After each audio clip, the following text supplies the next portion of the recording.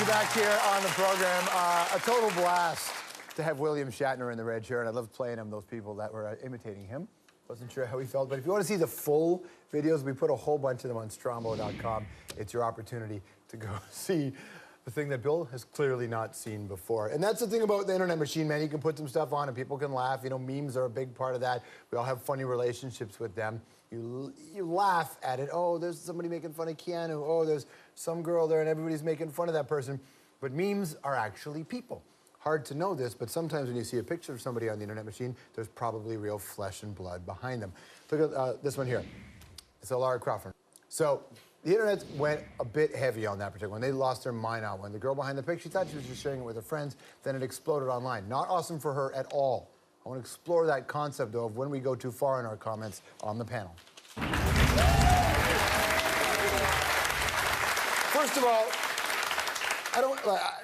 as it relates to her, fat jokes aren't funny to me. I'm not interested in them anyway. You know, it's lonely and dead inside. Mock people for what they do as opposed to what they look like. That's basic decency, but that's not how people usually operate at 3 o'clock in the morning when you're looking at a video on YouTube. Have you ever commented on something you've seen on the internet? Oh, you know, it's a whole cycle process that they've got. First, they put the picture up, and then what they're doing, they're going in, and they've got people saying nice things about the picture, and then what happens is the people come in afterwards and make nasty comments about the picture, and then you've got the people who are attacking the people who make the nasty comments. I'm the guy who comes in at the end, corrects the grammar, and then, and then I go lie down. I love Grammar Guy. Grammar Guy, because Grammar Guy is when a meme is over, right? Yeah. When it becomes about grammar, then people have moved on, they've forgotten about it. Everybody has their place. Yeah. Now, have you ever get engaged in something like that, then read the really nasty comments and felt uncomfortable and had to get out? Oh, well, yeah. Like, one thing I know from the internet is that racists are terrible spellers. But, like, they're the worst. But I find that's okay because at least they're being consistent with their ignorance. Right. Like they're not just ignorant about race, they're also terrible on... Very true. All right! Now, applause break on the William Shatner show. Ryan. Is there value in this sort of negativity? There is value because it brings those dregs up to the top where we can all see them and then smack at them.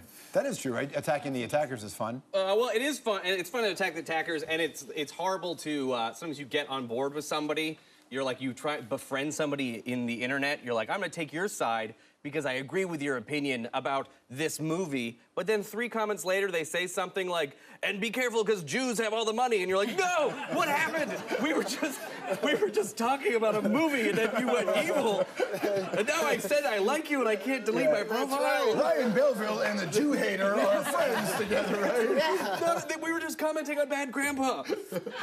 What's the worst thing that's been said about you? Oh, man. Back in the day, I used to kind of like look at these things, and there was this, it was like a very guy-oriented site, and it was, the name of the guy was actually some guy I went to film school with, and he had gone on to say that I'd like slept my way to the top, and I was like, man, really?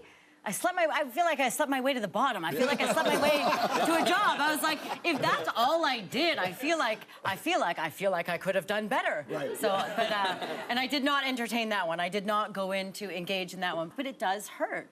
And that was sort of the moment where I don't think I ever could engage in something like this just because it did hurt my feelings. And I'm no Kim Kardashian, and well, maybe she deserves a little bit, but you know, it did hurt. Margaret Atwood once said on our show that she conducted a review of one of her own books under a fake name, and she ripped herself in her own review of herself, and people got mad at her for ripping herself, claiming that the person ripping her didn't know anything about Margaret Atwood. Nice.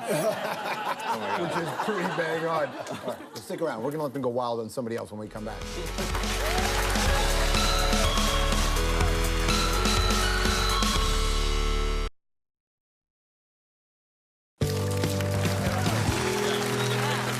All right, you're back here on the program.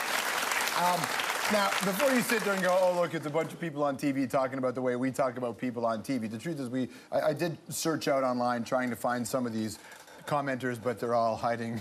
Here's the picture I put up the other night, which is the one that I thought I looked good in this picture. I didn't even realize I looked, hey, I look normal. Oh, my God. And it was like 1 o'clock in the morning and I was leaving CBC, and the response was so, but the good news is I was too tired to give I thought it was kind of funny. Yeah, right. But I've decided what would be more fun is instead of anonymous people ripping me, It's you guys. Okay, you take a run at me. Take a run at me. Well, I mean, the photo, it's so fantastic because you got the two black eyes and you're doing this, and you look like you're going, I'll just have 2 more hits of heroin, please.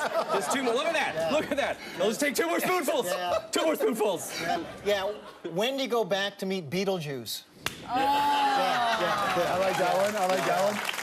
It does look like you would be hanging out with Rob Ford in that photo. Yeah. That totally looks like... That could be like Rob Ford's other driver. That is the worst thing you could ever say to me. Oh my That is the worst gosh! thing you could... You are Rob Ford's midnight driver, so you got the late shift. Oh, yeah. You got Over the head for the panel, everybody. Hey, watch Ryan Belleville. Awesome. He's on Satisfaction on CBD. Evan Carter, Absolute Comedy in Toronto, November 20th to 24th. Check out evancarter.com and, of course, Tara Spencer-Nairn, The Listener on CTV. Good things, Canada.